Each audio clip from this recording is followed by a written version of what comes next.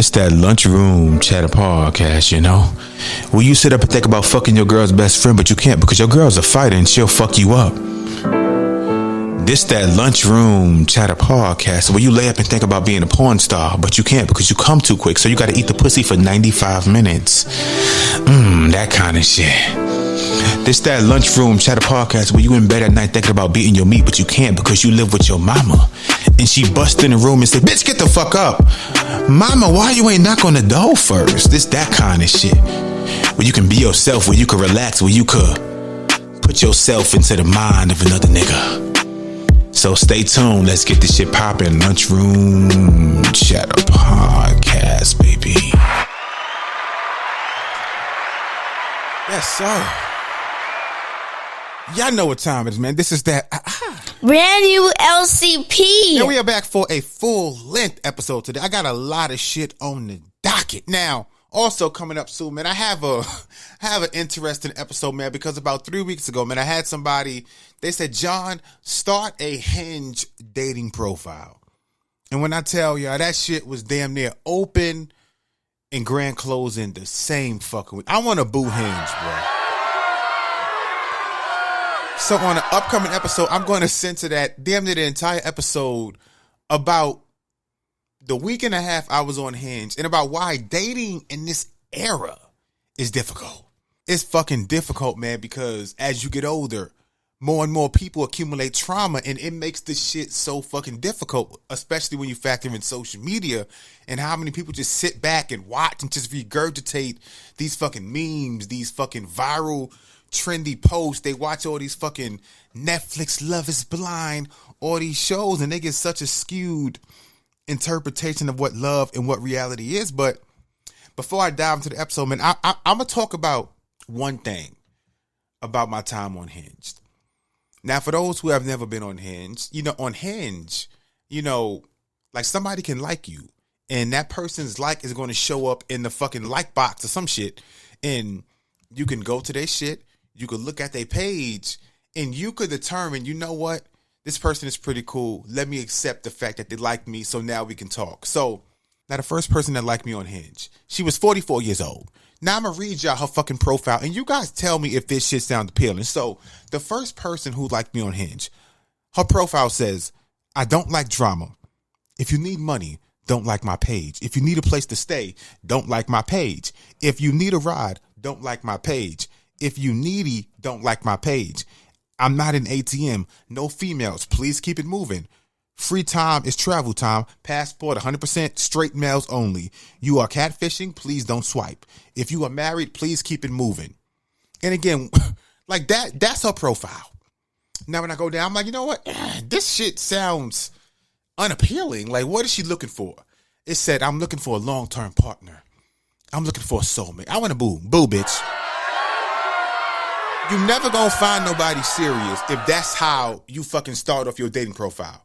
I know a lot of men don't read, but I read them shits. Because I want to see, can you write a fucking complete sentence? I want to see, based on how you write, is there any type of chance that you might be somebody who can communicate respectfully? Now, based off her profile, of course, I didn't match with her. There was no match. Once I read that shit, I'm like, I can't match with her. But had I matched with her, I probably would have had no faith that she can have a healthy, engaging conversation. If she would have told me I'm a mature, respectful woman, I probably would have told her, girl, stop, that's a lie. And it would have been the truth. I want to give you guys a hand clap first. You guys, man, who've been locked in, who've been loaded, who've been staying tuned in to that LCP, thank you. And like I always say, if you love the podcast, you love the platform, tell your friends, tell your family, your coworkers. Do not keep it to yourself. Keeping it to yourself, if it's a platform you like, you are doing me a disservice because I bust my ass with this shit. I come up with content, topics, episodes. So if you love the podcast, please do not keep it to yourself because you are doing me a disservice and to all the other independent creators out there who take the time, effort, and just invest their own resources. Please support them, man. Now, I love when you guys listen to episodes late. Man, I had a late voice message come through. I believe it was an episode I did maybe about a month and a half ago where I forgot the title of the episode. It might have been called Cheat Sheet, where I posed the question about if you are married or in a serious relationship and you get physically ill, would you allow your partner to cheat? Now, when I say physically ill, I mean physically unable to please your partner in any shape or form. Like, whether it be you fucking paralyzed from the waist down, the neck down, some shit. And now, as we all know, as humans, sometimes, a lot of times, we crave affection. So if you are no longer able to pleasure your partner, would you be okay with your partner cheating? And I had a late voicemail come through because I guess this person just heard the podcast recently because they just got turned on to your boy, to that. Brand new LCP. Like I said, these things happen when you guys consistently share and support. So I got the voicemail queued up. Let's dive into what she had to say.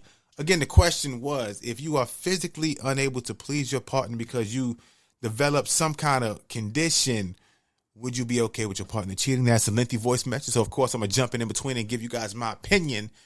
But let's dive into what she had to say. So, how would you handle that or respond? I feel like when you get married, it's to death do us part, right? So it's through sickness and health, to death do us part. But I also feel like sometimes that rule can have different outcomes, if that makes sense. So, in my opinion, if I had a spouse that was put in a situation as such, I know for a fact that I would have a conversation with that person and just, to me, communication is everything. Communication is key. So, if we can have a real adult conversation and, I explain my feelings towards it, and he or she is able to also express how they feel, and we come to a... I want to pause it, and I want to collaborate one more time because what she said is right, man. First and foremost, it's communication. Because everybody's different. Every couple is different. Like, some couples might say, you know what, it's cool, I don't need sex for the rest of my life. Now, some people might crave that affection, that attention, that intimacy to where now you can't give it to them no more. So, yes, at that point, a conversation is needed. Decision together. So we both decide, no, like, absolutely, I am not okay with you stepping out. I'm not okay with you saying others. Let's get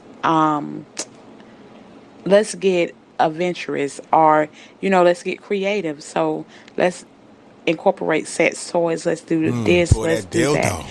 Then I feel like that dildo out the back.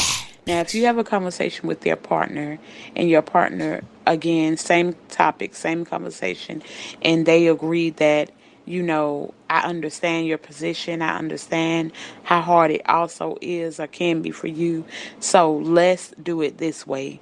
Meaning that I don't mind you having a partner, but these are the rules. No one is to overstep, the guideline once it's put into place. Then... Now, I want to pause, man, because what she's saying sounds great.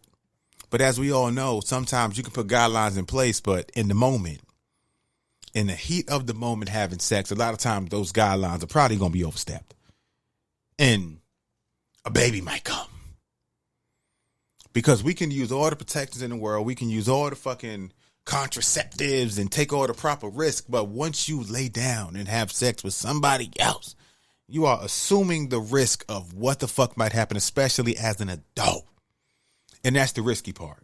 But like I said, to me, I'm kind of torn because if the situation was on me and now I'm physically, God forbid, paralyzed and now I can't physically please my partner, let's say I'm married and I'm 40 years old. Like, I don't know if I can sit there and feel happy if my partner says, you know what, John, I want to be faithful. I want to stand by you. And now I live to I'm 85 years old and now my partner is there for 45 years without that intimacy. Like, I don't know if me as a man, of course, the selfishness in me would want her to be faithful for 45 extra years.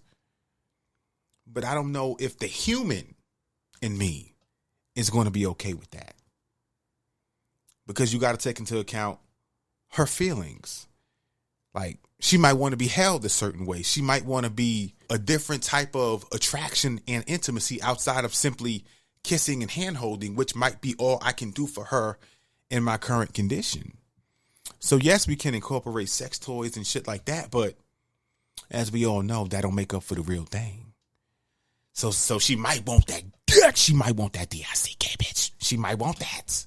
Oh my God. And that's gonna be something I might be torn with it. I might be, but I might gotta just step back and I might gotta go let her get some other dick. No. Man, but I want to clap it up, man, for homegirl for sending that voice message in. Now to dive into some more relationship shit now. Jada. I believe her name is, how you say it, Jada Waiter? I don't know if if this is Lil Baby's girl, whoever girl, I don't know. They all date the same fucking person. But she was on Instagram Live and she spoke about the fact that she has never cheated in a relationship, but any dirt she has ever done, she did when that relationship went on break. Now, she said it happily. So I want to know from you guys. So again, please hit my Instagram, which is Lunchroom Chatter Pod. If you were in a relationship and you guys went on break, like let's say the break was a week, did you use that 1 week break to fuck whoever you wanted to fuck? Or did you hold it down? Because I feel like it's always a tricky situation because a lot of times when people go on that break, they end up rushing to go fuck people that they already wanted to fuck or people that they were interested in, but they didn't want to have sex and it be classified as cheating. So a lot of times people gonna fuck their friends or they gonna fuck who they want to fuck during that week, that 2 week span of quote unquote single. But if you are on break, shouldn't you be working on yourself? Or is that an open invitation to go fuck each other, to go fuck whoever you want to fuck before you get back with your man? Because you get back with your man, you get back with your girl. I mean, of course, technically you didn't cheat, but did you cheat? So let's dive into what Jada Waiter had to say. I've never cheated on any of my boyfriends, ever. I don't cheat. But them little breaks, in between them little breakups, that's when I do my dirt. But I never have been in a relationship with a partner and cheated, ever. I never cheated. I could stand on all 10 toes on God. I've never cheated on my partner. I don't cheat. Jada Waiter. Now, again, I probably got to be careful what I say here because she's a black woman. So anything I say that's not pro-black woman is going to be looked at in a bad way. But like I said, that's why I always look at both sides because we know, quote unquote, the purpose of a break is to kind of regroup, figure out what you want, or work on yourself. But let's be real. A lot of people use a break because it's somebody else that they probably want to fuck, but they don't want it to be considered cheating. So they take a break. Let's call it what the fuck it is. Oh my God. Now, in the past, of course I'm not gonna say a name, but I was dating a woman in the past. This was in my early 20s and everything was going great. The relationship was great. It was amazing. We had no arguments. No relationship is perfect, but it was as close to perfect as you can get. And one day she was out of nowhere, she said, "John, I think we should take a break." And I'm like, wait, what? Everything is going great. We spending time together. We doing shit, a break. And she was like, yeah, a break, but only for a week. And now I want to boo now before I say what I'm about to say.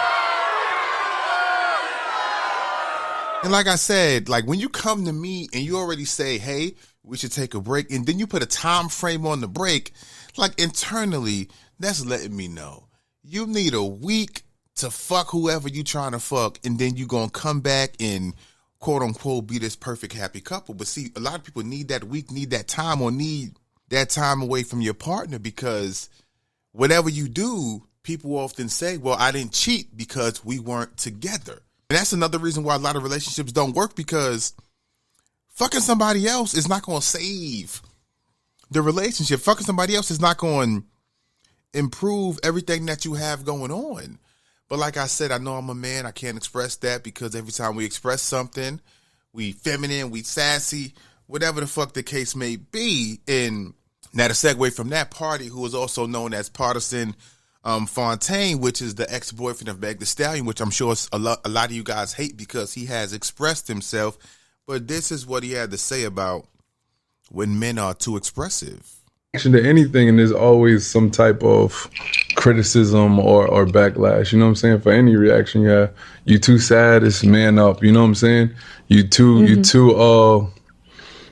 too expressive, is he's sassy, or you know what I'm saying? Not sassy, not spicy. Bro, like, That's a terrible word to use. Or spicy, sassy. Do you think can we talk about that term? And like, sassy? Yeah, women have found a way to just disarm men speaking their mind or emotions totally. Like with one word. Whenever you correct them or something, you're being sassy. You arguing back with a woman. What you would not want me to use words? Like, you know what I'm saying? Like, yeah, so that's it's insane. I don't like that. It's like, insane. I don't like it either. I don't like it. But like I said, we at a place now where a lot of men, you just got to shut the fuck up. You got to shut the fuck up, man, because once social media, once the masses, lock on and get a hold of a word, can't nobody take that word back.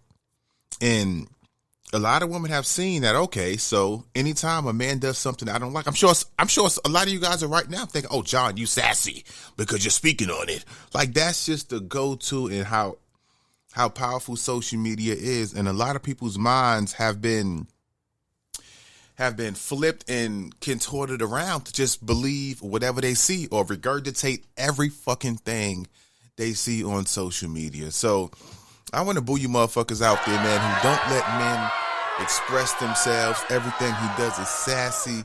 Let that brother express himself, man. Now, I'm sure a lot of you guys remember a couple years ago, you remember the girl, I think it happened in Chicago, where her name was Kenneka Jenkins, where she ended up wandering around the hotel and she got trapped in the freezer and, she tragically passed away. And now you had a lot of people, especially during the time when it was current and in the news, you had a lot of folks come out and say, it's foul play. I think somebody put her in the freezer. I think somebody did X, Y, Z. But then they showed video of her stumbling around the hotel. She was clearly drunk. Or she was on something because they was having a party or something in the hotel room, and she was wandering around the hotel by herself. Now, again, everything is not a fucking conspiracy. Like, sometimes tragic accidents happen, and I know especially in black culture, we have to find a way to blame. It has to be somebody else's fault. A lot of times, accidents happen. We just seen with the guy from Friends, Matthew Perry, where he passed away in his pool, and autopsy reports came, and we found out I believe they said he had a lot of ketamine in his system. And that can put you in a trance, can make you drowsy. And a lot of doctors have said for that much ketamine that he had in his system, it was damn near equivalent to a patient who had anesthesia. And they said that when he had that amount in his system, the worst thing he could have done was get in the pool, because he likely got drowsy, dizzy, probably passed out, and he ended up dying in his pool. So mistakes happen. So I can see a world where somebody is super drunk, super out of it, just wandering around a fucking hotel, which the fucking video showed.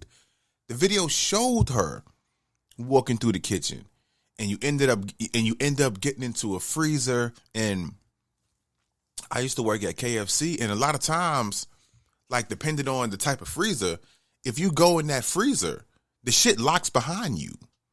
I remember when I worked in KFC, we had to put a fucking chair or put some fucking shit, in between the door.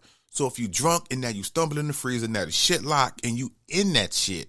Much love to her family, friends, everybody who knew her, man, because, the family just settled. I believe they got $6 million in a lawsuit. But let's dive into some of the news clip. This is the story of Kenneka Jenkins. Not the whole story, but give you guys a little update for you guys who might not be as privy. Has been reached in the lawsuit filed over the 2017 death of Kenneka Jenkins in a hotel freezer.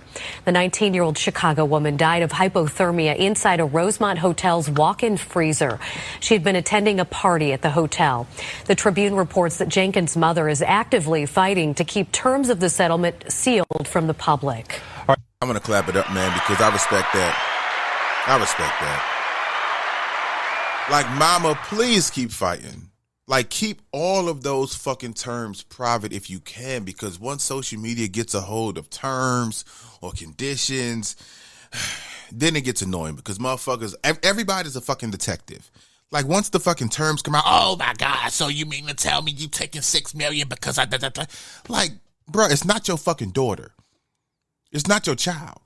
That woman has been grieving for years. Like, she probably want to put this shit behind her. And if you can get some money to live a better life in the process of a lifelong of healing, then by all means do your thing. I ain't knocking none of that shit.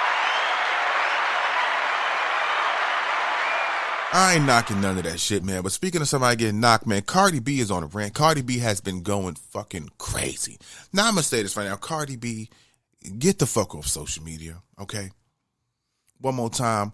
Cardi B, get the fuck off Instagram when it comes to venting about your relationship. Now, you guys who've been here since day one know I speak about this shit time after time again. If you're going through an issue, you're going through a breakup or divorce, the worst place you can go is social media, because nobody give a fuck. You are simply our entertainment. Now, Cardi B got really emotional because a couple days ago, Blueface, the rapper Blueface, I mean, he got one song, but I guess he a rapper. You know, he came out and he said that his ex, Krishan, slept with Offset.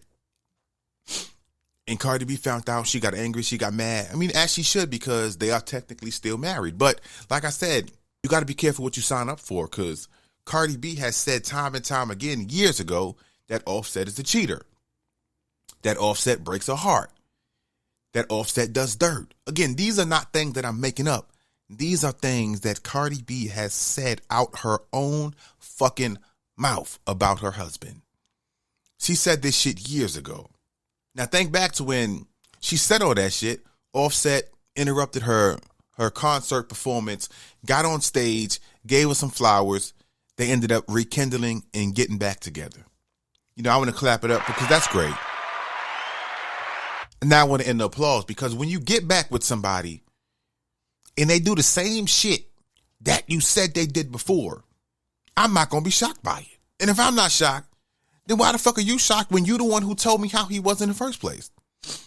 And that's why I say when a relationship ends, it's always the man's fault. For some fucking reason. If you tell us 45 times how trash a man is, and now he's trash for that 46th time, does the woman not get no blame for that shit? You said years ago that you moved on because he was cheating on you and he was trash. But you took him back and you thought he was going to magically turn into Jesus reincarnated? It don't work that way. Like, sometimes, like I say, this is where the word accountability comes in. Because you have to accept what you accept. You accepted him back as a cheater, as somebody who does dirt. So now if he becomes that again or stays that because he never changed in the first place, I can't feel bad. Of course I feel bad because I don't want to see nobody hurt, but get the fuck off of social media. Especially if we know there's a high chance you're going to take him back. She did all this shit last time and took him back. Like, if you're making a fool of yourself, don't nobody know if you're not on social media. Now, if she takes him back, she's going to look like a fucking fool because she jumped on IG Live and this is what she had to say. Your shit. Because you will fucking talk to a nigga and a motherfucker will play in your fucking face over and over and over and over and over again. And she'll be like, watch what I'm about to do. Watch what I'm about to say. And it's so fucking sad that a nigga like to, this motherfucker really likes to play games with me when I'm at my most vulnerable time. When I'm not the most confident. He likes to play games with me because he knows I'm not an easy girl. He knows yesterday I could have been out, I could have been chilling, I could have been this and that. He knows I'm in my house. He knows that I'm chilling. He knows I'm not doing the most. And I've really been sparing you. You've been fucking feeling yourself, you bitch ass nigga, because of your bitch ass album and shit. And you really been fucking doing me dirty after so many fucking years. And up your ass. Not even a fucking thank you that I got for your bitch ass. And it's so crazy that I gotta take that off. Because Jesus fucking Christ. One more time. Jesus fucking Christ, man. like I said, for somebody, and I know Cardi B, regardless of money, regardless of fame and status, she is a human being. But the same way I tell somebody who has $0 in their account, you gotta get off of social media. You have to, man. Like I said, going to social media it does nothing. No one gives a fuck. Nobody cares. If you go to social media and you start crying online and start putting up a fight, don't nobody give a fuck. Like I said, regardless of the impact that she thought that's having, she's really just embarrassing herself. Because we often know how these relationships go. They often get back, they often rekindle. And now if you choose to rekindle and now you spot it back out with your husband, you guys fix things. These videos are on the internet forever. That's why I say if you have an issue, you have a fucking, fight or break up. Or as Jada said, break up, period, on break, whatever the fuck might happen. Keep that shit to yourself. We don't give a fuck. Social media cares about entertainment. So once you jump online, motherfuckers don't care. You crying adds more entertainment for them. Now you got motherfuckers, especially a lot of women, running to Offset's page and commenting, Offset, you garbage nigga. Offset, you a bum. Like, get a fucking life. I want to boo y'all too. This boo is our episode. This is going to be the fucking boo episode, man. Yo, y'all don't know Cardi B. Like, who gives a fuck what she come online and say? Go feed your fucking kids. Go do some shit. Go to work, nigga.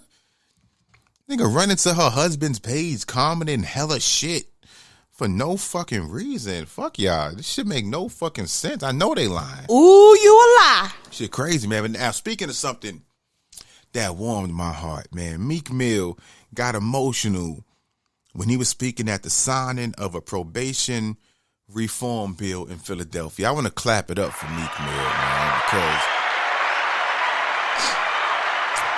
those of us who have been fans of Meek Mill from the beginning and seeing his struggle and seeing everything he was going through, then when he got arrested for, because he was on probation, he popped a wheelie and he had to go to jail, and he had the black judge. She was being difficult. She was setting all these outrageous, things he had to do if he wanted to get out and avoid jail time, and she was just doing some wild shit, man. And I don't judge him by the content in his music, because we come from a certain neighborhood.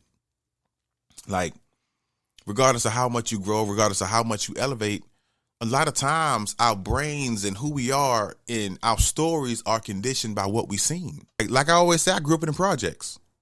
My whole childhood, I grew up in the hood. And a lot of times you see shit that you wish you hadn't seen. But that's your life story.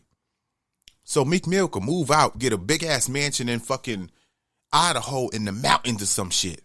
We can't remove his life story in a lot of the stories that he is going to continue to tell, because that is what he's seen. What he sees now as an adult doesn't erase his life story in everything he's probably seen in the inner city. Shootings, fightings, and everything that he's probably experienced. The same for me. Which is why a lot of our stories often go back to the hood. So if he makes music, a lot of his stories is going to be hood related.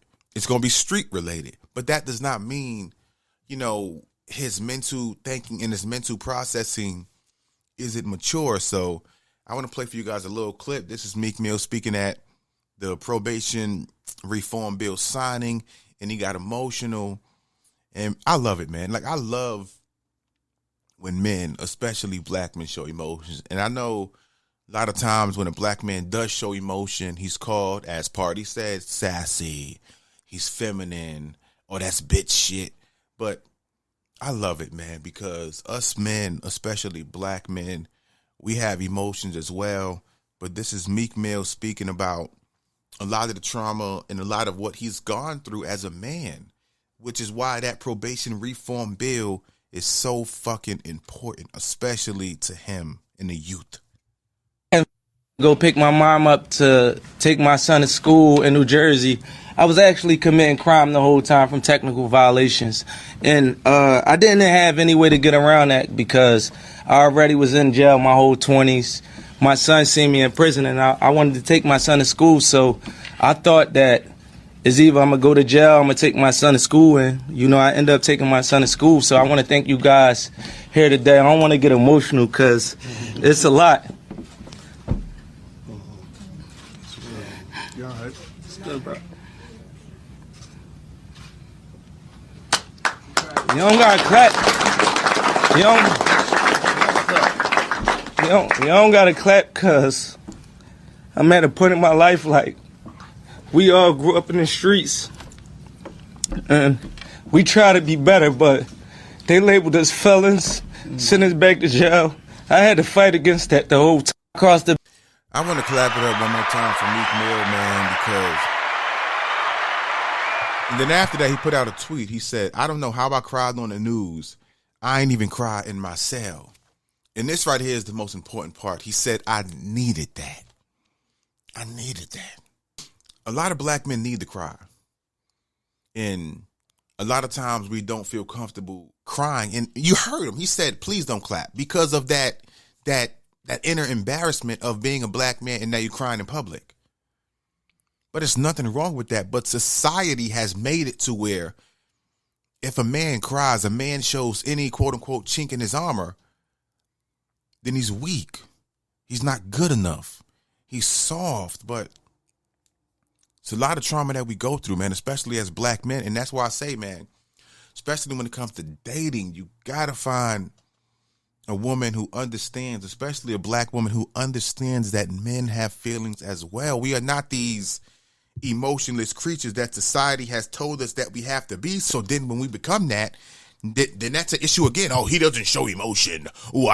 He's so tough 24/7. Well, yeah, because anytime emotion is shown, it becomes an issue. So I got it one more time for him, man. Like I said, I damn near almost cried watching that shit, man, because I know how fucking important that is. Like, especially for him and especially for black youth, because a lot of black men, a lot of black kids get sent back to jail over and over and over for the most basic ass probation violations. The most simplest shit. So having a bill like that, man, it makes it so much easier, man. But I came on here to speak a little bit about Kanye West, but he pissed me the fuck off, man. Every fucking time he has an album coming out, Kanye West start ranting. Every fucking time. Like, a lot of motherfuckers don't really realize that at this point, he doing this shit on purpose. The man is quiet. The man was quiet damn near the whole fucking year, but now he got an album coming out, and now out of nowhere, now here come, he's back on Instagram. The IG rants, the ranting about Jews, the ranting about all the anti-Semitic shit. Like, he does this shit every fucking time he has an album coming out. Now, I want to end this episode real quick because, you know, to me, the funniest thing about his whole rant was, hold on, let me play you guys a clip. By my fucking self, because ain't none of y'all niggas stand up for me. Ain't nobody stop. Shut up. Be quiet before you get exiled. Like, that's what I'm saying. Yo, I swear to God, bro. You motherfuckers out there, man, who still be supporting Kanye West, I don't know what the fuck else to tell you. Like, I haven't listened to Kanye West. I haven't played an album on Spotify, Apple Music, or nothing since like 2012. The last album I listened to, and it hurts me because I haven't listened to Kanye in over a decade. I don't know none of his new shit, his new music, Donda, Life of Pablo. I have not heard none of them shits. I put action behind my words. You can fool me once, but you ain't gonna fool me 7, 8 times, and now I keep coming back every time you do some more shit, some new music, some new singles. It's not gonna happen. That's what happened to Cardi B. When motherfuckers sit back and they get tricked 98 times, and then when you keep being the person that we knew you were, now it's outrage. Nothing Kanye West says at this point is shocking. Nothing. Nothing Kanye West has done is going to let me know that he is ready to change. Every time he got an album coming out, every time he got some shit coming out, I know he going to say some wild shit. And again, with the fact that he has an album coming out, of course he activated his Instagram back because it makes sense for him to activate the shit back. So again, man, I want to give a boo to Kanye West. And Earlier, I was listening to some shit, and I was listening to Sexy Red on The Breakfast Club, and she was talking about her views about marriage and why she would want to be married one day, but it's probably not what you guys think. So let's end the episode with the beautiful, mature opinion of Sexy Red before we get out of here. You think? I feel like marriage, that ain't real. Like, you can have a whole ceremony and still get cheated on. Yeah, I do it just to do it, like, cause it look like a good time. You confessing your love in front of everybody, but I feel like that's all it is. You just confessing your love in front of people. So that's basically what it has become to now. Not everybody, because some people still get married for the essence, the general commitment, the lifetime with one person. But when you factor in social media, a lot of people only simply get married now because it's the cool thing to do, because they want their moment. Like I always say, they watch all these fucking reality shows, Love is Blind, Married at First Sight, 90 Day Fiance, and a lot of people, they just want their moment. So you guys out there, man, who stay showing love, who stay supporting that LCP. Again, my Cash App is $NYC Story 718. My Venmo is Lunchroom Chatter Pod. Or you guys can click the link in any episode description. You guys can sign up to become a monthly supporter for as low as 99 cents, bro. You can support the podcast monthly like you do Netflix, like you do Hulu, like you do all these other fucking streaming services. You can support for as low as $1 a month. Y'all know what time it is. This is that. Brand new LCP.